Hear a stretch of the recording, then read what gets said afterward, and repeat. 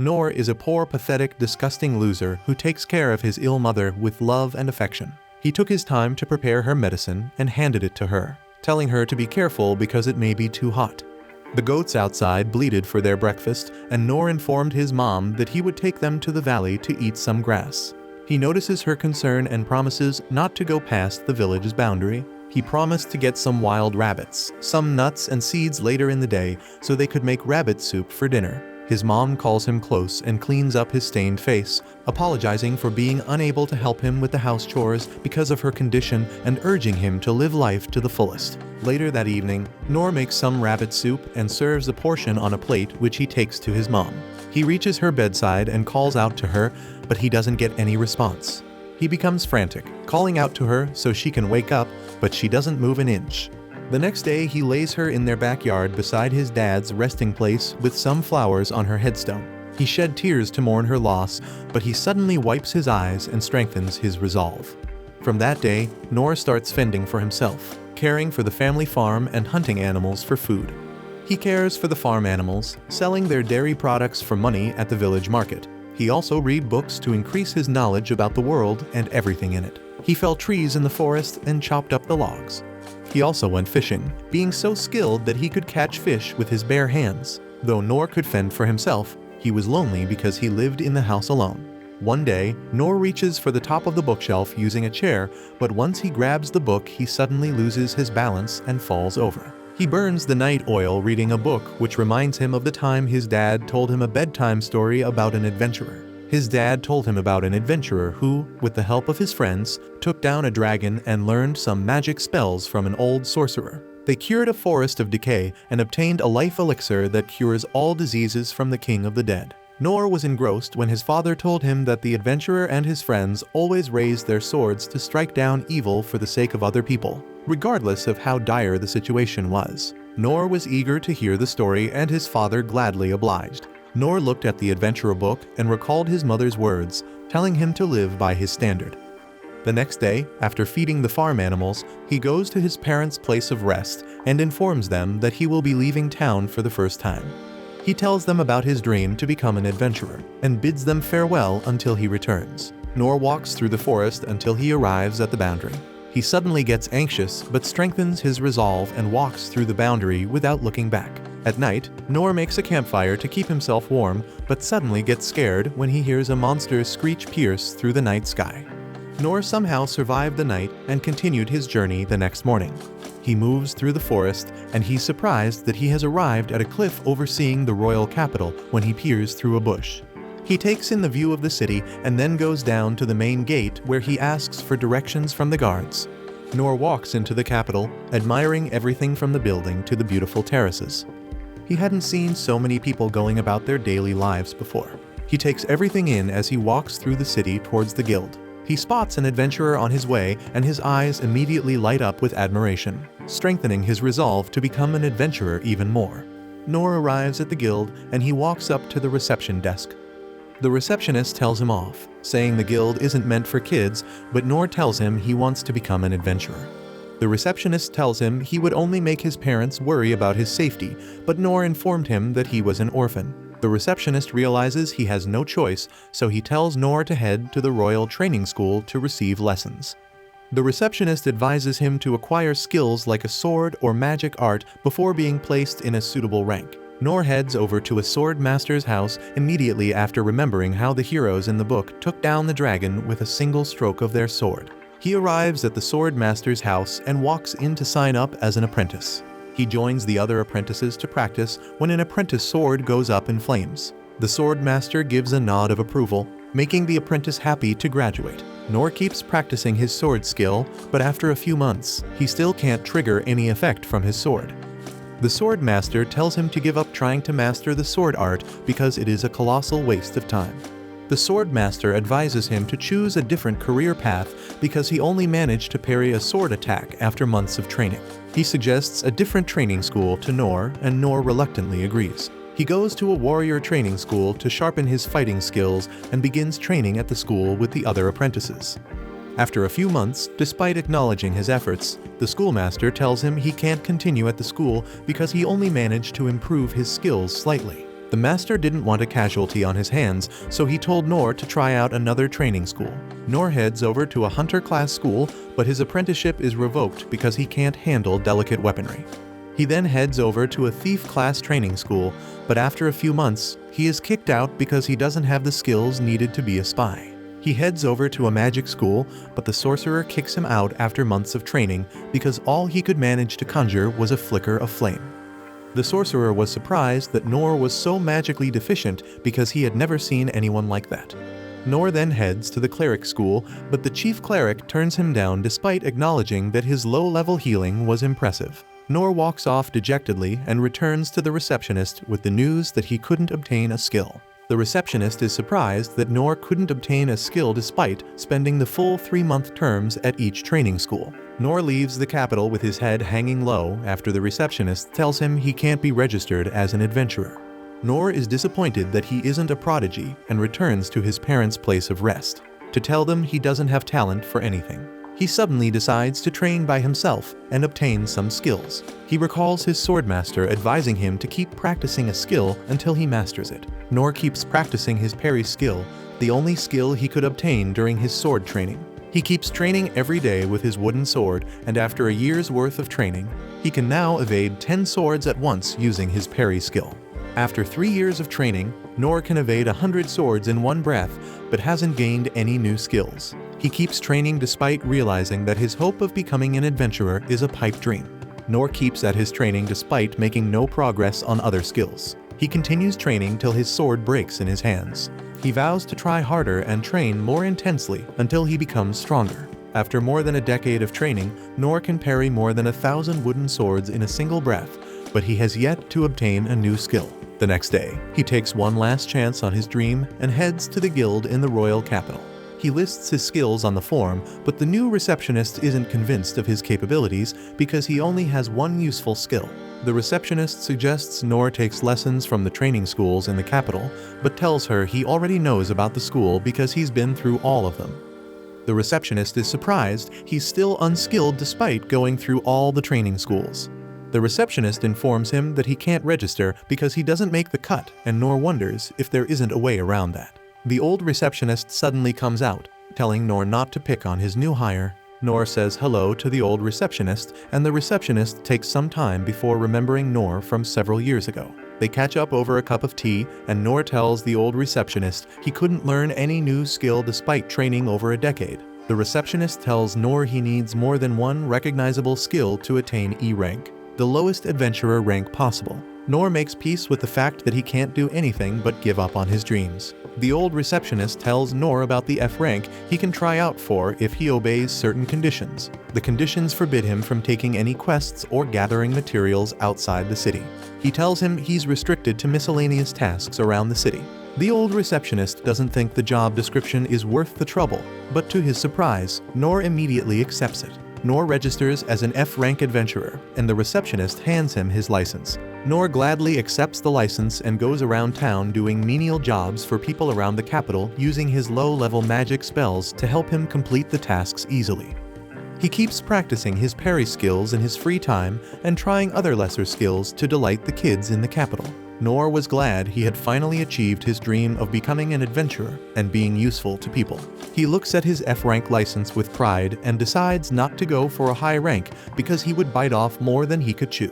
Noor diligently takes up menial jobs all around town to earn a living. He helps Grandma Stella clear out her sewers, and she thanks him for it, hoping to meet him again someday. Noor moves on to a construction site where he moves 10 times more bricks than the other workers. After a day's work, the employer gives him his paycheck, thanking him for helping them keep to the construction schedule. Noor is happy to give a helping hand, but he's distracted by a light source coming from a cave. He suddenly hears a cry for help, and he rushes into the cave without a moment's hesitation. He arrives at the scene to see a group of knights trying to protect a little girl from a giant minotaur monster. Noor can't believe that such monsters exist in real life. The knights try to protect the girl, but the minotaur takes down the leader with a single stroke of its axe. Noor rushes over to the leader and tries to help him, but realizes he can't help him. The other knights are enraged by this and try to get revenge for their fallen leader, but they meet the same fate. The girl is left at the mercy of the minotaur, but Noor suddenly swings into action.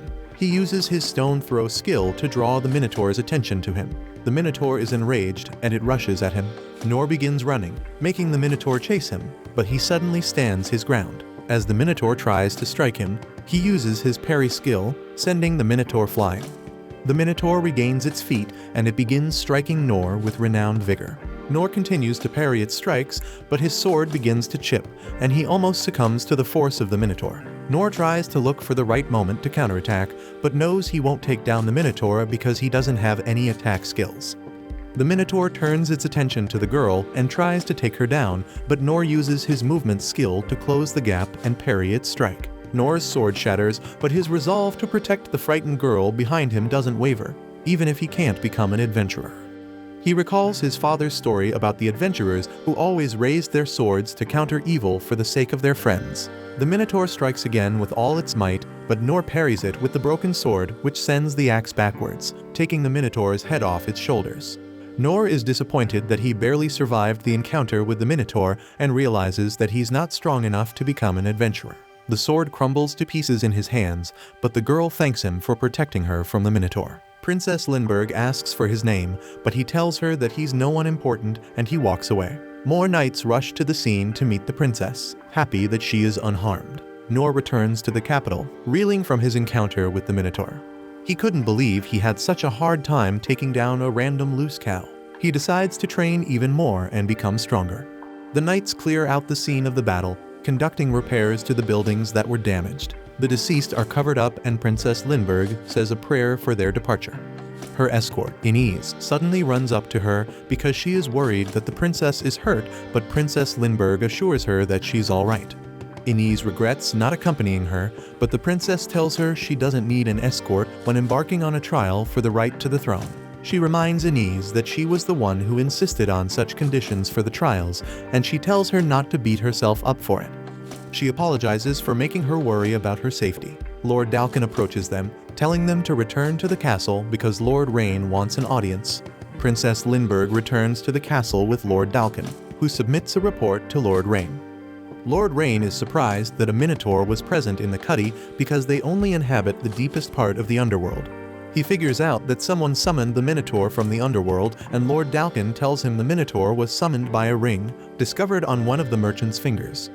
The magic stone on the ring was of such high quality that it was nearly impossible to get in any market. Lord Rain wasn't convinced that a rich family was behind the Minotaur's appearance because it would be difficult for them to trap the monster in the ring. He tells Lord Rain that Oaken deduced that the ring originated from Dorida's kingdom because of the embedded crest. Lord Rain isn't surprised because Dorida's was always looking for ways to weaken them so he could overrun them with his forces. Lord Rain tells Dalkin they need to be careful because Dorida's left his crest behind so they would know he was behind it. He figures out that the ruler was hoping for an all-out war between them so they could finally get their hands on the relics of the Dungeon of the Lost, a very vital resource. Lord Rain sighs when he remembers the report about the man who saved the princess. He recounts how the man defeated the Minotaur in seconds with nothing but a broadsword. Dalkin recalls that the Corps told him the man disappeared before they could see him. Rain wonders about the secret man's identity, wanting to know more about such a powerful man. Nor returns to the guild the following morning, and the old receptionist is surprised that he's still breathing. Nor doesn't understand why he's surprised, and the old man recounts the event of the previous evening about a monster appearing at the entrance of the dungeon. The old man assumed that Nor was a victim because he heard it appeared around the construction site where he worked for the day. He tells Nor his fears worsened when he didn't see Nor around the guild after the event. Nor apologizes for causing the old man trouble. He explains that some shady characters were tailing him the previous night, so he went home. The old man tells him he was lucky he didn't encounter the monster. In his time, the old man was a rank adventurer, but knew he would have fallen victim to the Minotaur's power. Nor is surprised to learn that the Minotaur monster is that powerful, but he's glad he only bumped into a random axe-wielding cow. Nor asks the old man what happened to the monster. The old man tells Nor a mysterious man took down the monster with a single blow. Nor can't believe some people are so strong. The old man gives him payment for the job done the previous day and asks Nor how he feels about getting a decent job. Nor tells him he's content being an F-rank adventurer, but the old man tells him he can earn more money without giving a percentage to the guild if he gets a decent job. The princess suddenly appears behind Noor, glad to have found him again. She removes her disguise and Noor recognizes her from the previous night. She tells him she found him using her long-distance detection magic, and Noor thinks she's a thief-class adventurer. She tells him she's in the magic class, but knows all 6 skill systems. Noor is impressed by this, but she tells him there's nothing impressive about it because she only knows the basics and she's embarrassed about it. Noor doesn't understand why she's embarrassed when she tells him they need to continue their conversation outside after noticing that her presence drew attention from the adventurers in the guild.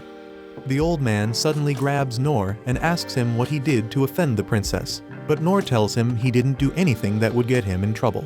She tells him no one will eavesdrop on their conversation because she will use concealment and soundproofing skills. Noor asks the old man for advice and he tells him to go with the princess, advising him not to make any more mistakes. Noor follows the princess outside despite misunderstanding the old man's advice.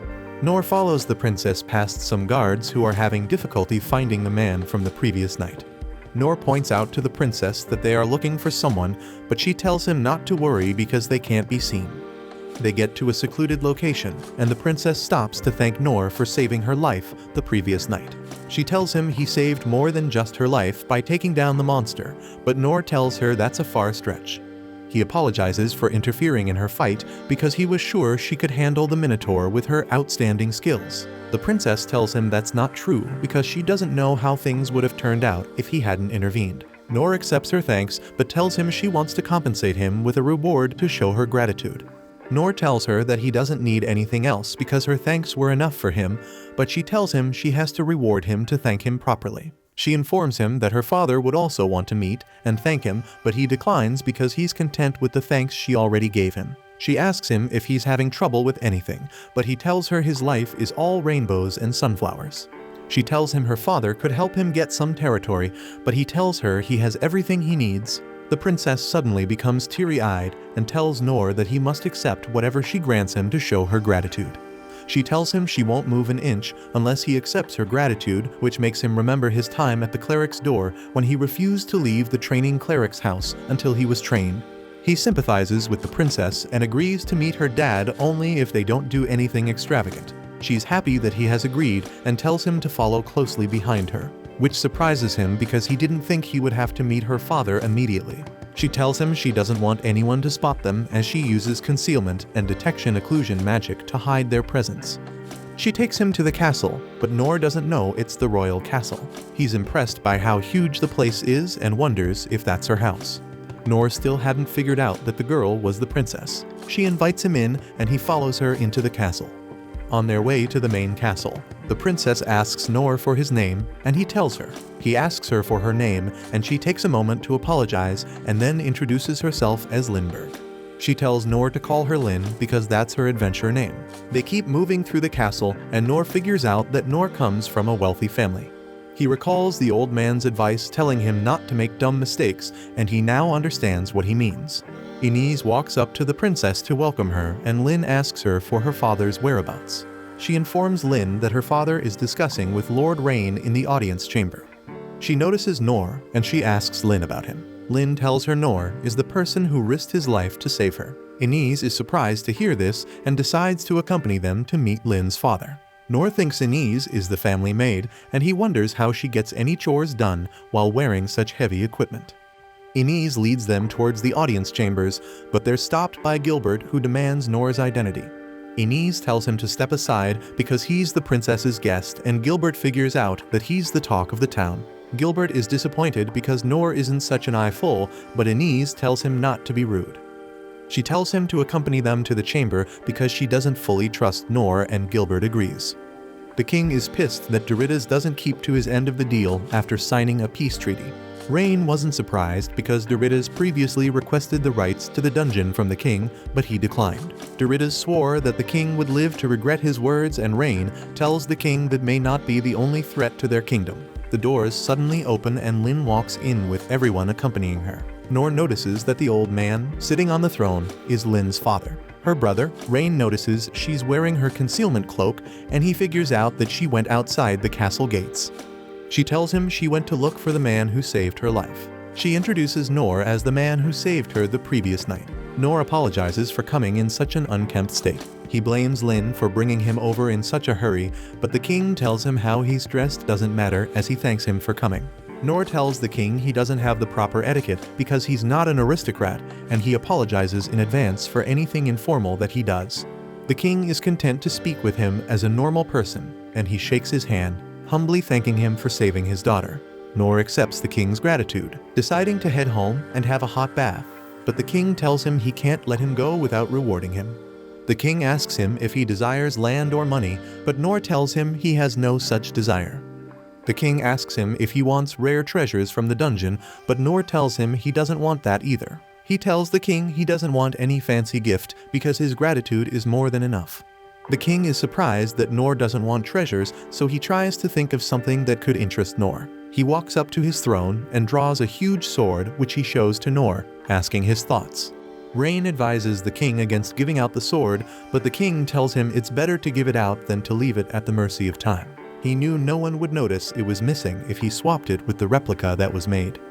He presents the sword to Nor, who figures out that the sword is priceless as soon as he grabs the hilt. He tells the king he can't accept his gift, but the king tells him it's a hand-me-down sword he picked up during his travels because he liked it. The king tells him to give it a swing, and Nor enhances his strength before giving the sword a swing which almost creates a storm in the room.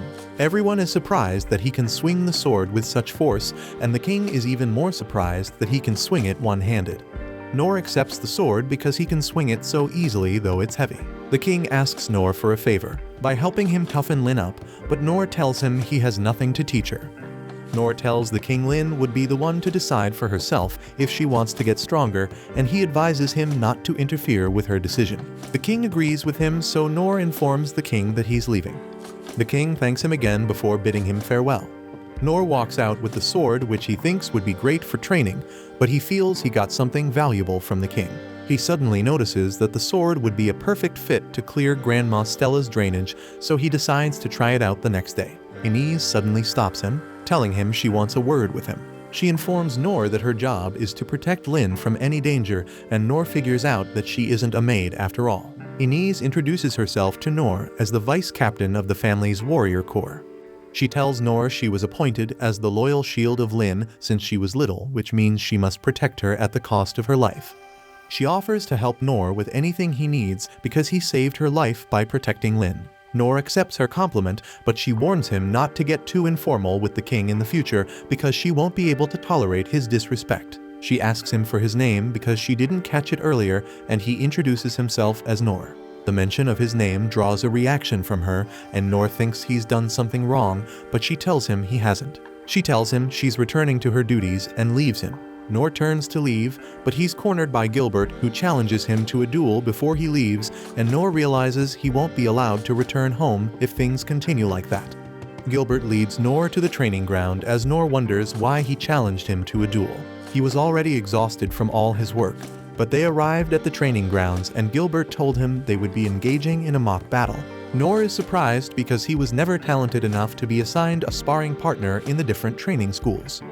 Other people are practicing in the training room when they arrive, but they vacate the floor so Gilbert can have his match with Nor. Gilbert walks over to the weapons desk and he asks Nor to take his pick from the available weapons. Nor picks up a wooden sword, eager to get into the mock battle with Gilbert. They both face off at the center of the training room. Nor worries that he won't be able to match Nor's skills, but decides to take that as a chance to train with someone more skillful than him. He wants to utilize this opportunity because it's the best he has gotten since mastering his parry skill. The spectators wonder how Nor was so unfortunate that he got into a mock battle with Gilbert. They are sure Gilbert will smack him around until he passes on to the afterlife. Gilbert announces the start of the match, his face suddenly getting serious. He swings his wooden staff at Nor, who easily sidesteps his attack. Gilbert takes a moment and then strikes at Nor several times in quick succession, but Nor dodges all his strikes without as much as a scratch. Nor was impressed with how polished Gilbert's movement was. He knew Gilbert must have trained endlessly to get himself to such a flawless level. Though Nor was impressed with how fluid and measured his movement was, he wondered why his attacks were so slow. Nor keeps dodging Gilbert's attacks easily and then figures out that Gilbert is holding back because he doesn't want to use his full strength against a low-level opponent. Noor suddenly calls a timeout, which surprises Gilbert as he tells him not to hold back so much even if he's trying to go easy on him. Gilbert isn't sure if he is holding back because Noor is an ordinary human, but he decides to honor Noor's word. He suddenly starts attacking Noor with renewed vigor, and Noor acknowledges that he's faster, but he notices that Gilbert always leaves himself open as he dodges his attack. Noor concludes that Gilbert is trying to lure him into close quarters so he can have the advantage, so he decides not to take the bait. Gilbert is fuming internally, wondering why none of his attacks are connecting. He decides to try a new attack pattern by feinting, which makes Noor dodge away. He thinks he has Noor dead to rights as he strikes with his staff, but Noor somehow dodges his attack. Noor tells him he can speed up his attack because he can handle faster attacks, but Gilbert isn't pleased to hear this. Noor contemplates that Gilbert is already fighting at maximum power and realizes he has gotten stronger. Noor is hopeful that he can win the duel, but suddenly sees sparks as Gilbert attacks him with a super attack. Gilbert is sure that his attack found its mark, but Noor dodges it at the very last moment. While Gilbert is surprised that Noor dodged his attack, Noor concedes, accepting defeat to Gilbert. He leaves the castle, grateful that Gilbert didn't mow him down. Meanwhile, the spectators wonder how Noor dodged Gilbert's super attack. They conclude that the wind of Gilbert's attack pushed Noor out of the way because they couldn't believe someone could dodge it. They are sure he would have been mincemeat if Gilbert used a real spear. Gilbert sits quietly in a corner, recalling the first day he held a spear. From that day, he knew he had the talent to handle a spear in battle. He took down his opponent in a duel, to the admiration of spectators in a village he visited, who gathered to witness the match. He trained constantly to polish his techniques, but was always bored because he couldn't find anyone strong enough to thrill him in battle. The village head asked him if he enjoyed the village bit. Noor told him the fight was the same as usual. The village head recognized him as the man who went to different areas looking for strong opponents. The village head informed him that no villager could match his strength. Gilbert told the head he had to search for strong opponents because he had defeated every worthy opponent in the capital. He left the capital with high hopes that he would meet someone stronger. The village head informed him about summons from warring countries. He told him strong troops were being summoned and advised him to try out and see if he would encounter someone strong. Gilbert returned to the capital where he kept hunting demons until he heard that someone strong joined the military corps. He challenged them all to a duel, but took them all down easily. He still wasn't satisfied as he craved someone who could present him with a real challenge. He was so bored that he was almost going insane. He couldn't believe he was surrounded by such weaklings. One day when he was resting under a tree, the sword master approached him, and he expressed his boredom to the sword master. The sword master suggested he duel with Inez, but Gilbert told him he would come out on top if they did, though he admitted she was strong. Gilbert was disappointed there weren't more people like the swordmaster and figured out that the swordmaster was bored out of his mind since he had to train people who weren't worth their salt. The swordmaster told him he was just doing his duty to protect the capital until someone who surpassed him would appear. Gilbert was hopeful he was alive to witness such a spectacle because he didn't know how long he would survive the boredom. Gilbert was enthusiastic about getting to know the man who defeated the Minotaur single-handedly, but after their duel, he was puzzled by Noor's ways. He recalls how he had no interest in material things and how discourteous he was during his audience with the king. Gilbert sized Noor up during the audience and didn't think Noor could take down the Minotaur, but after their mock battle, he was more than convinced of his abilities. He was sure his ultimate ability would bring Noor to his knees, but he was humbled after Noor dodged his attack. He had no idea how he dodged the attack and was ready to accept defeat when Noor called the fight off. Noor was humiliated that Gilbert was holding back because they were fighting in front of his subordinates. Gilbert didn't understand why Noor called the fight to an end, and he tried to convince him otherwise, to no avail. He took his gift and left the training room, hoping to meet Gilbert again. Gilbert suddenly noticed some cracks on the floor, and he realized that Noor somehow evaded his technique. Gilbert is glad things are finally getting exciting in the capital because he has found someone who can evade his ultimate technique at full power. Noor heads back home with his head hanging low after witnessing Gilbert's amazing technique. He kicks himself for being too quick to praise himself, thinking he has gotten stronger. He used his physical enhancement and feather step skills to get out of Gilbert's range, but he knew that he wouldn't have made it if Gilbert didn't hold back. Noor is grateful that Gilbert helped put his pride in check by humbling him even while holding back his true powers. Noor decides to toughen up even more after Gilbert just proved to him that he's still weak. The following day, Gilbert clears out the town's drainage with the broadsword. He's surprised by how efficiently the sword clears out the drainage, easily taking out the stubborn stuff that usually sticks to the bottom of the drain. The villagers are surprised by how quickly and effectively Nor cleared the grandma's drain, and they commend him for it. Nor is grateful to Lin's dad for giving him the sword as another villager asks him for his drainage cleaning services. Though his drainage clearing job is going well, Nor is worried because the construction site closed after the Minotaur incident, which rid him of his soil hauling job. He's worried he won't get more jobs if jobs dry up in the capital. He thinks of ways to utilize the broadsword to the villagers' benefit, but everything he thinks of is worth more than he can afford. He's disappointed he couldn't obtain more skills from the training schools despite attending them all to due term. Lin suddenly walks up to him in his relaxation spot in the forest, and they exchange greetings. Nor recalls Inee's threat, so he addresses Lin formally, but she tells him to address her by her adventurer name. Nor wonders why she came looking for him in the forest, and she tells him the guildmaster directed her to his location after she came looking for him at the guild. Nor concludes that Nor used her special skill to find him because he didn't tell the guildmaster his exact location. He asks her why she came looking for him, and she asks him to accept her as his page. Nor doesn't know the duties of a page, so Lin explains it to him, telling him she would be his apprentice. She tells him she just wants to hand around him and promises not to cause him trouble. Nor turns down her request, which makes her wonder if she offended him during their first meeting.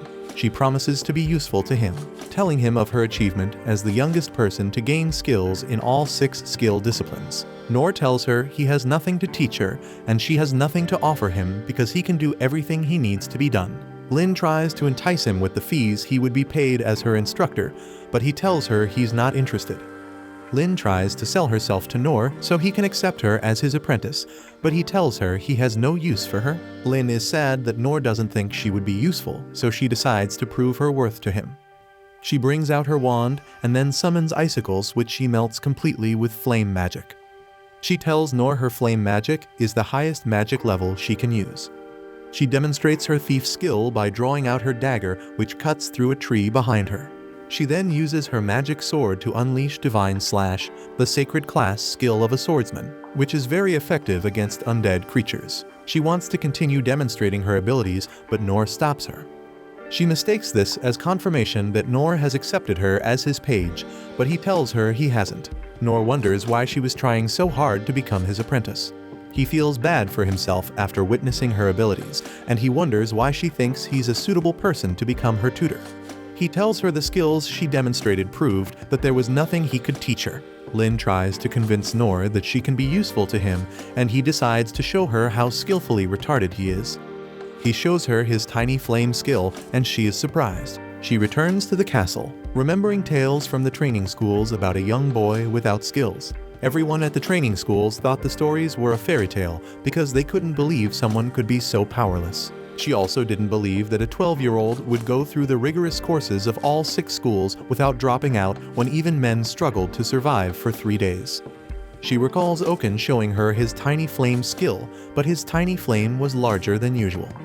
Oaken told her he had over 200 years to practice his magic, which was why his tiny flame was larger than average. Linus uses her tiny flame magic and wonders if she will eventually make hers bigger. She was surprised that when Nor used his tiny flame magic, his flame was larger than Oaken's, who had practiced magic longer than Nor had lived.